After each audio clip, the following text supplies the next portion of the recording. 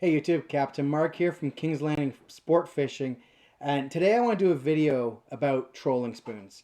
We might think about trolling spoons as being quite simple, but today I was cleaning up some old spoons, figuring out which ones need to be repainted for the 2022 season, and I thought about sharing a few of my tips on trolling spoons that I think allow me to be a bit more productive with spoons and allow me to get more action on the spoon. So that's what today's video is about. Before I film this video though, please don't forget to click on the subscribe button and please don't forget to click on the like button. It helps me out a great detail uh, as an amateur YouTube content producer. Really helps me get the videos noticed. But with that, let's dive right in and talk about trolling spoons and some of the things that I like to do to get me more productive bites and more action when running spoons. The first thing I'm going to share is when it comes to the rods that use spoons. I personally believe you should actually have a downrigger rod set up for that purpose. So what I've got here is I've actually got one of my Streamside Predator rods with a Shimano 600, and I've got it labeled 20-pound spoon. What this rod or this reel actually is it is actually 25 pound monofilament, and then I've tied on about 30 to 40 feet of this torpedo fluorocarbon as a leader. I've used a double uni knot and I've tied that onto the monofilament. From there, what I've actually done is, from a swivel perspective, I'm just using one of these torpedo size 1 snap swivels. These are rated to 40-pound test, as you can see right there. Plenty strong when I'm running, call it 20-pound line. But it's a nice, smaller snap swivel presentation that does not put any extra weight on the spoon. If I was to run something like, these are a great swivel, but they've got to place, something like these, the torpedo number 4s, it's a much larger snap swivel, and it's going to add a lot more weight to that spoon. And then we run the risk that it takes away some of the action. So, myself, I'm running those number 1s on my downrigger rods. So that's the first tip. Have a downrigger rod set up specially for running spoons. You want to run, I'd say the lightest possible line that's not too light. So for me, fishing the Great Lakes, our kings often are in that, 15 to 25 pound, sometimes 30-pound range. 20-pound test fluorocarbon, no problem at all. As long as I set the drags properly and I don't try to horse those fish in, I'm gonna have no problem landing those fish with a 20-pound fluorocarbon and having as much action as possible on that particular rod. So that's the first thing. The second thing though is the second tip I'm going to share is don't be afraid to run a leader for your spoons. So what I've got here is I've actually got, call it an arm length and a bit of that fluorocarbon, that torpedo 20-pound. And what I do here is on one end, I'm actually going to tie on that torpedo number 4 snap swivel. The end that's got the snap swivel, I am not going to be hooking a spoon up to it. I'm tying, a leader that would be similar to like your typical slider rig, but it's going to have a difference on it in a second. So bear with me one moment while I tie this up. So I just use my favorite knot, which for me, I like the uni knot. So I'm going to just tie a uni knot with that number 4 on the one end.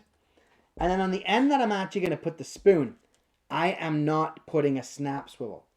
I'm actually just putting a torpedo snap. I'm not sure you can see that there. It's just a torpedo snap. That's it. Super light, no weight at all to this. And I'm going to tie that on again with my favorite knot. So just with a uni knot, because that's what I like to use. I'm very confident in that knot, and it's super easy to tie.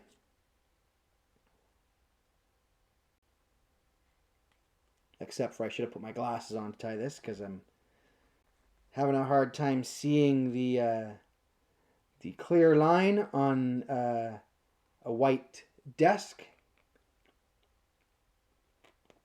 I guess that's a good thing when you can't see the fluorocarbon really, because it's on a white background. If that was a thicker monofilament, I would be able to see it no problem, but that's not good because the fish could probably see it. So anyways, I've just tied up that leader, and I don't have a swivel on this end. I've just got a snap.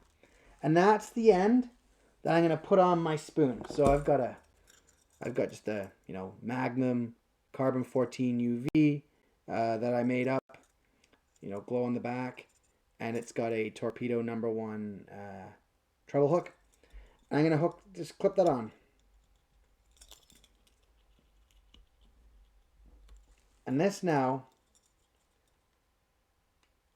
is the lightest possible presentation you can have on the connection end for the spoon. Now, some people might worry, well, isn't that going to get line twist? But that's why I've got that high quality Torpedo #4 in the other end. That's why I've got that there, because that's going to stop the line twist. And I will use this leader. I will use this when I'm connecting to a downrigger rod. But where I really like to use these is actually a couple places. I will use them when I'm running on a Dipsy. I will also use these when I'm running a spoon on a weighted steel. So right here, I've got a 300 weighted steel. You can see that I've got a Torpedo #4 snap swivel on this one. But I've got a pretty thick leader here. This leader here is probably about a 40-pound leader, because I've got it set up for running a flasher fly or a meat rig fly. But if I want to run a spoon, I don't want to clip onto that huge swivel. I'm going to take this leader. I'm going to clip this leader on. And there you go. I've got lighter line with my spoon. So that's the second tip I have around running spoons. And then the third tip is, do not be afraid to put a spoon behind a flasher. So here I've got an 8-inch White Lightning, crushed low in the back, Lightning on the front. But don't be afraid to take that leader, clip it behind a spoon. This is actually how I will run my spoons often when I'm running them with behind a weighted steel or behind a Dipsy. I put the flasher on. I want that flasher to create some noise to attract the fish in. And then the spoon is my bait, just like we typically run a meat rig. This is another tip. I find a lot of folks on the Great Lakes don't run, spoons behind a flasher. When I lived in Vancouver, fishing the Vancouver Harbor, it was very, very common for us to use a flasher with our spoons.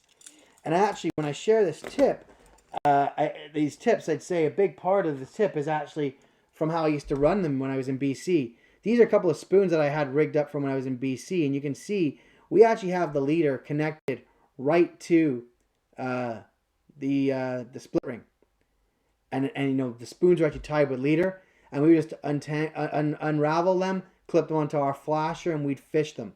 On the Great Lakes, we don't really do it this way. We like to have typically a snap swivel so we can change the spoons easier. But like I said, I want to have as much action as possible. So I've eliminated that snap on the end and put that leader in place with a swivel about 6 to 8 feet up. I find that works incredibly well and allows it to give more action to the spoon. This is important because if you're like me, I like to run a mixed bag of baits. So when I'm out there running my charter boat, typically the lowest amount of rods, or the least amount of rods I'll run is 6.